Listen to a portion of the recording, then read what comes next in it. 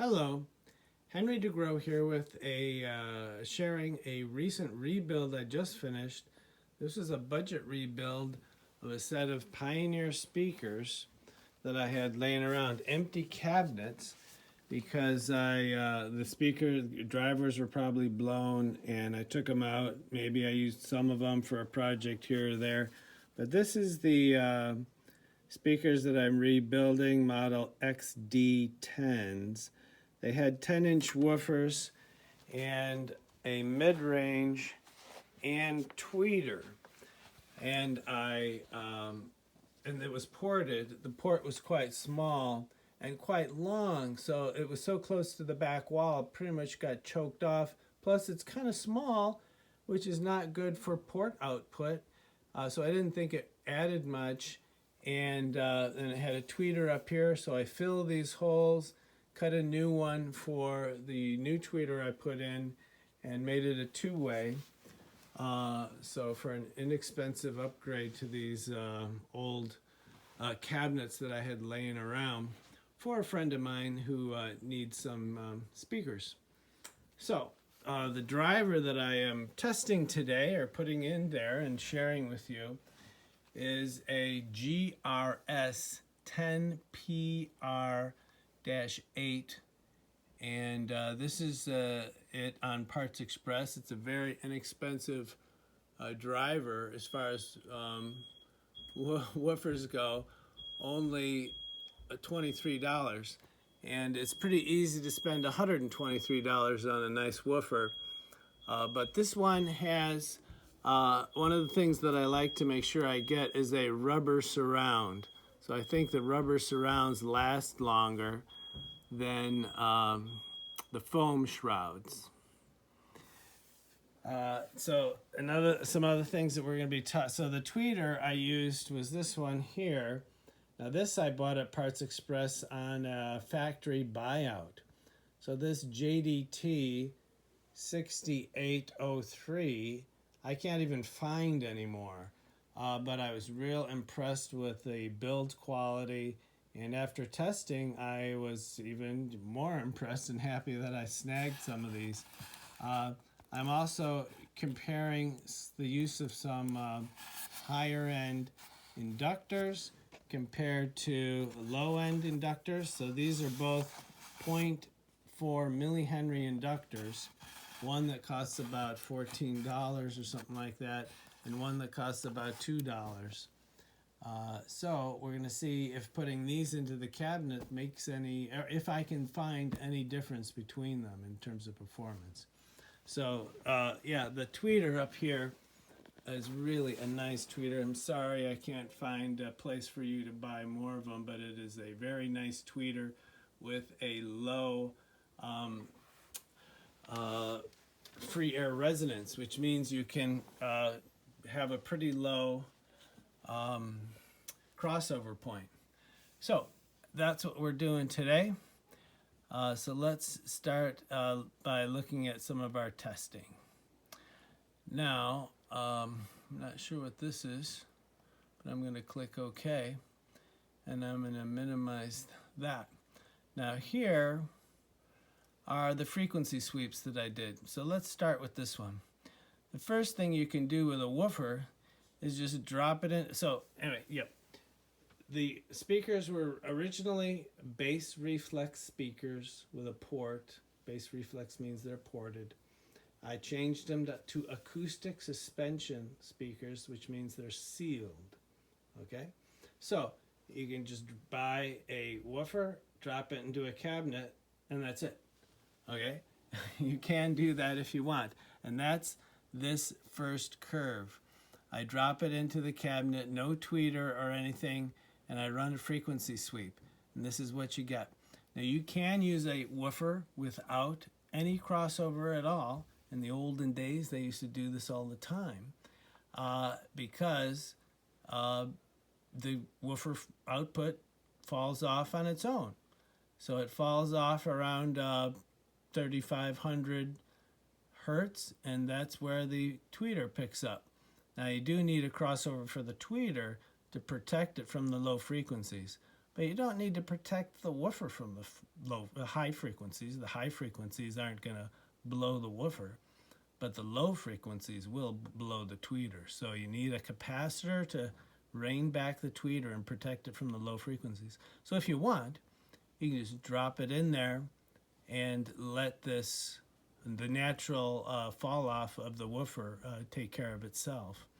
But it's quite often that you'll have this rising response and a spike here, a peak here. It's very often for woofers to come out nice and flat and then rise rapidly and give you a peak before it drops off.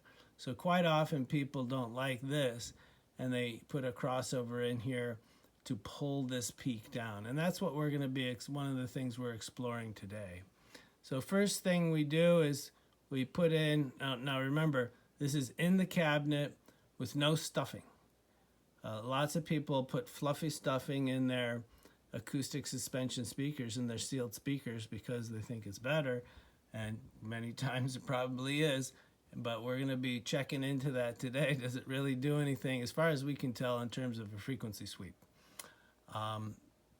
So this is just the woofer in the cabinet, sealed, nothing in there, no crossover, no stuffing.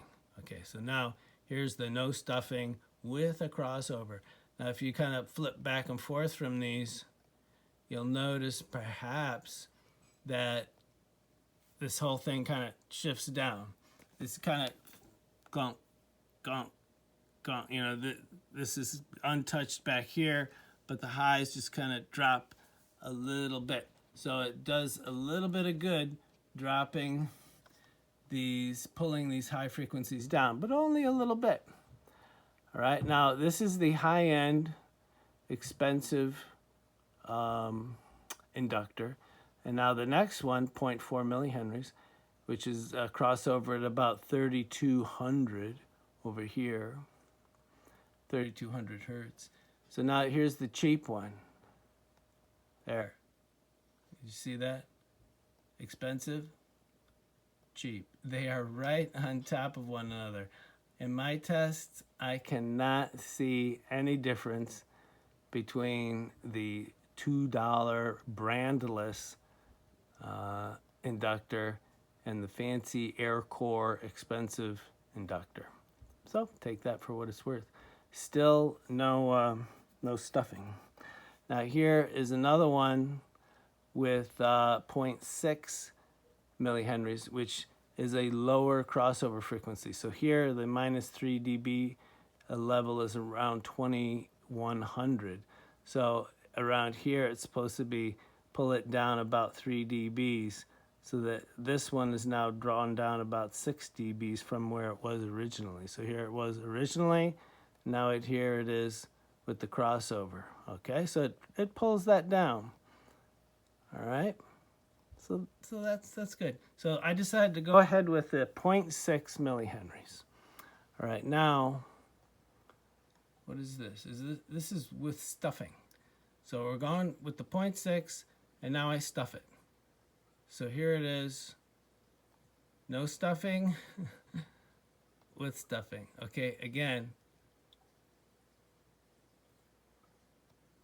really hard to see any difference. Maybe after I go and look at it for a little bit of time, I can convince myself that it's a little smoother with the stuffing. Definitely not more bass response, but perhaps a little bit of smoother response, less resonating going on in the cabinet. So fine, I decided to go ahead and put the stuffing in. Now we do a sweep with the tweeter. So now we've added the tweeter to the cabinet, and now bloop, the tweeter, it comes in and fills in all these highs. Now it does drop off a little bit out here, but it's still giving pretty good production, and it's very hard to hear out here at the 18,000 hertz level. I'm certainly not gonna hear that. So it's very, very strong out to, I don't know, 16, 17,000 hertz, which is plenty high. And it's slightly rising output, which is generally what you want. in a speaker, because normally you're not directly in front of the speaker. If you step off to the side, it drops. So this sweep is the same case as this, but here the microphone's put right in front of the speaker, and in the next one the microphone is put off to the side a little bit, about 30 degrees off axis from the tweeter.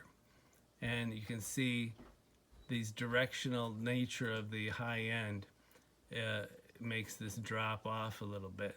So this is actually flatter at a little bit 30 degrees, and that's kind of what you want, because you want a little bit of overproduction if you're right in front of it, because if you just go just not right in front of it, then you know, the highs would be dropping off dramatically, and you probably would have a problem with that.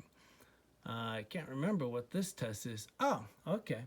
Yeah, I think I do remember what this test was. Now, in here, I think what we did was we did some EQ, and we boosted the bass. So acoustic suspension can benefit from a little boosting of the bass, which gets me down into maybe, I don't know, that's pretty solid, into the 35s.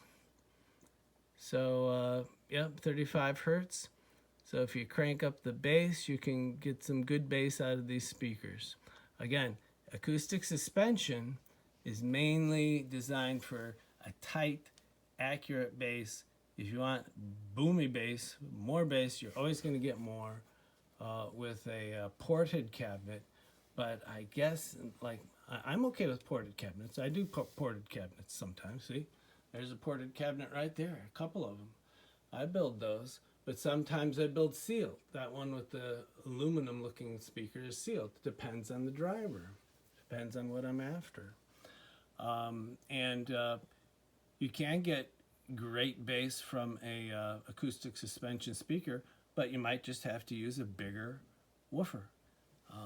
And then you could probably still won't need a bigger cabinet because it's acoustic suspension. In general, acoustic suspension enables you to use a smaller cabinet.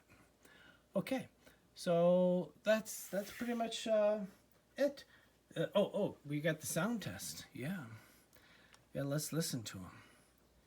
So, well, anyway, before we move on, this test is a very smooth curve. Okay, this curve was 1/24 smoothing imposed on this curve, which is not a lot, and this test was done in this basement. Okay, this is not some kind of music studio with lots of with lots of sound treatments. Okay, there's lots of places for the sound to bounce off of and reflect back. So a lot of these ups and downs that you see here are from the room. Very common, the room is always part of the sound equation, and this is a very good and smooth curve. And so my takeaway is I love the tweeter. The woofer is very good also. It's a great value, and it's got a rubber surround, a solid a poly. It's like a plastic cone. I don't care about that. I guess I'd rather have paper, but it's a poly cone, which is fine. I've used those also in the past, but the rubber surround is nice because that lasts longer than foam. And it's pretty darn inexpensive. So let's see what we can do in terms of a sound test. Now the amp that I have them running out of is an old Harman Kardon, very old Harman Kardon. The song that we're going to listen to is by Cake, one of my favorite bands. I think they're broken up now, very sad. And Never There is one of their tunes that I like because it has a good bass line. Go out and get their vinyl. Great band. Love the song. I think they had a big hit that they were playing at baseball games and stuff like that. That you'd probably recognize that. So here we go. I need your arms around me. I need to feel your touch.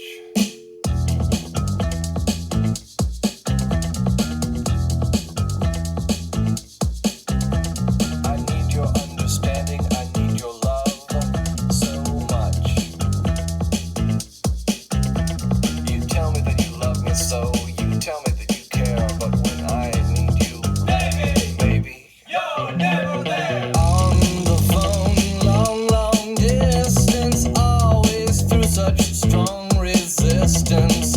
First you say you're too big. Okay, so there you go. I go ahead and get crazy with those old cabinets from the 70s you have laying around. Till next time, bye-bye, and listen to music. It's beautiful. I love it.